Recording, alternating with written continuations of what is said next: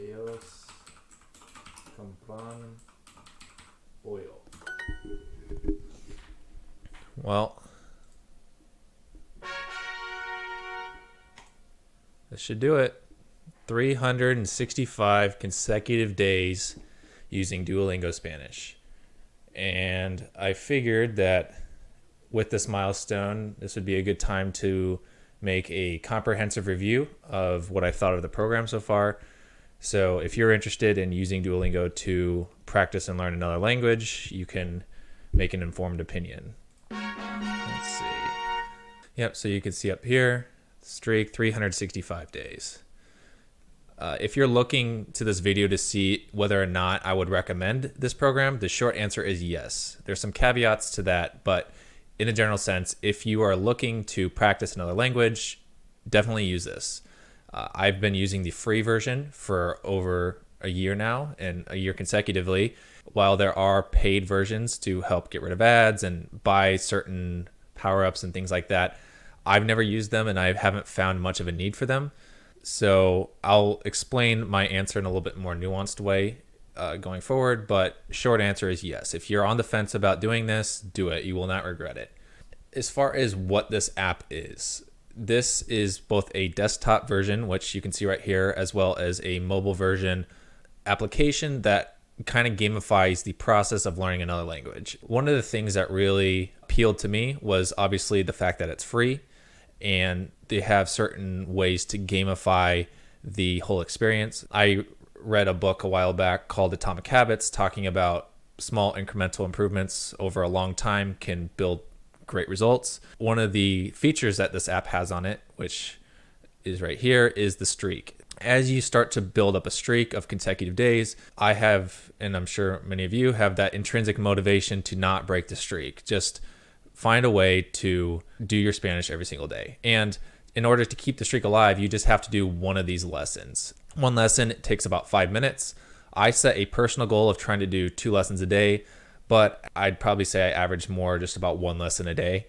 There's other features in which they gamify the whole experience. So as you can see right here in the top right, I'm in the Ruby League. They have different tiers that you can belong to depending on how much XP or how many lessons that you do.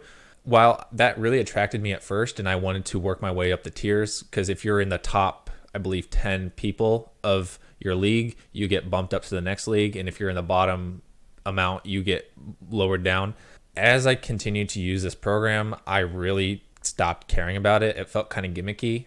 My girlfriend uses this app too, and so sometimes we would compare our results, and there is a sort of social media aspect to this. If my girlfriend reaches a certain amount of days in a row, I can send her a congrats and vice versa. So looking at these different lessons, there are different vocab words and verbs and phrases that are used with specific things.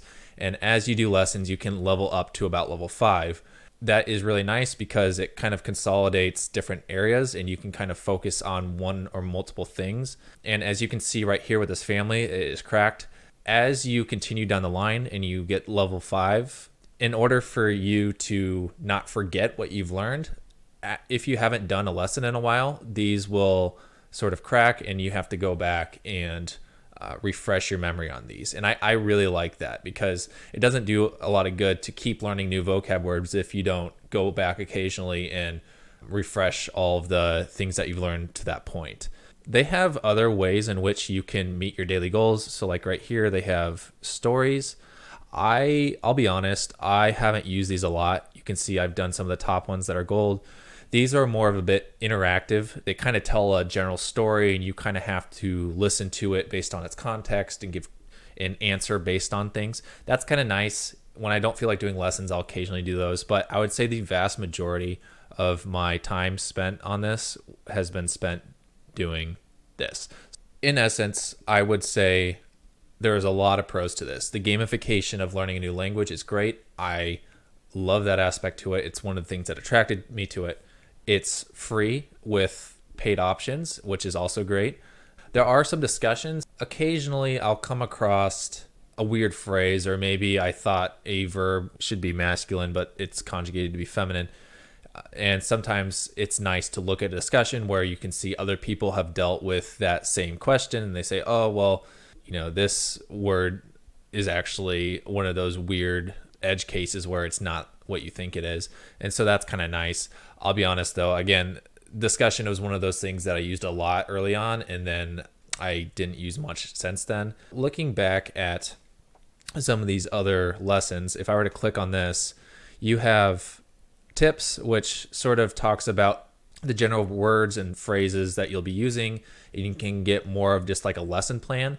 And then if you haven't completed it, you can start a lesson here. But since I've completed it and this is correct, I can click to restore and get it back to looking like these other ones.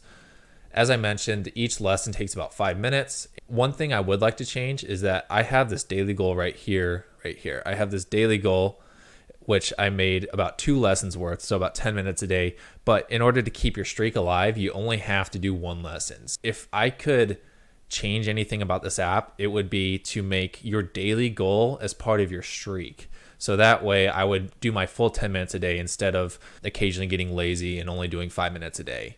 What I really like about this app too is that there are many instances where I'll be around other people or in a public setting, and if you are in a position where you can't speak, so they'll give you a prompt to say in Spanish and they'll listen to see if you said it correctly, you can say like can't speak now, or you can also say like can't listen now. And so you can kind of work around your situation in order to still complete a task for the day. I really like that. As far as using the app for listening and speaking, sometimes when you're speaking into the app and it's trying to recognize it, it doesn't listen properly, or there's some sort of bug with the listening where you will speak it about as properly as it can be spoken and it just doesn't recognize a word. So you have to repeat a word a couple times before it works.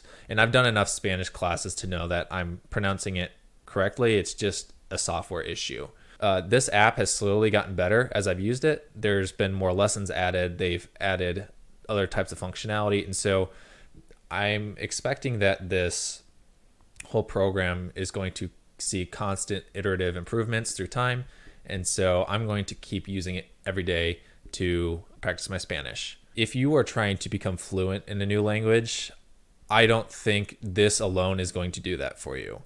If I could make a fitness analogy, I would say that this program could help you get in shape and maybe get a little bit stronger, but you're never going to be a full bodybuilder using this program.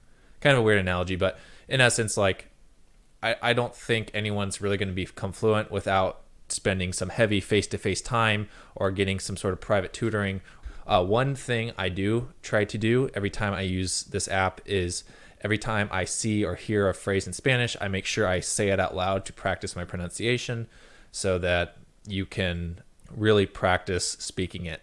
Because you can essentially get by without ever speaking if you say like can't speak now. That is something that you want to make sure that you don't do. One thing I don't like about the mobile version of the app is that the mobile version is a little bit different than the desktop version, and they have a hearts system in case if you make mistakes, and that to me seems to set the wrong incentive. You get 5 hearts, and if you make 5 mistakes, you have to fix all your mistakes before you can even complete a lesson. And remember, completing a lesson is what is involved with you making your daily streak. And I think that sets the wrong incentive. I think punishing you for your failure, it can be a little bit of a motivator, but at times it can be really frustrating because a lot of learning is failing and making mistakes and trying to figure it out. The desktop doesn't have that heart system, which is nice, but I know they do that to help try to promote the paid version as well, because you can buy extra hearts and do that sort of thing. Another feature that I found to be very, very helpful and I liked a lot was that you can buy free streaks. There was a couple days where it was past midnight and I didn't remember to do my Spanish for the day. I was hundreds of days in at that point. That would be a total heartbreak to work that hard just to not get it. In a way, this is sort of cheating, but you can buy free streaks with little bits of currency that you build up over time. And so if you miss a day, it will freeze and you can continue on the next day.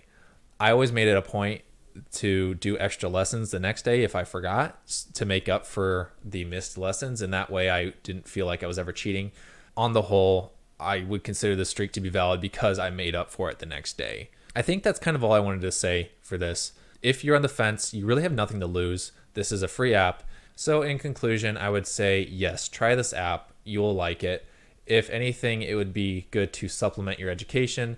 If you have private tutors and stuff, I don't think anything's going to really compare to that, because that is some true face-to-face time with someone who can hear you in real time and correct your language. That's all I wanted to say. I hope this was helpful, and I'll see you next time.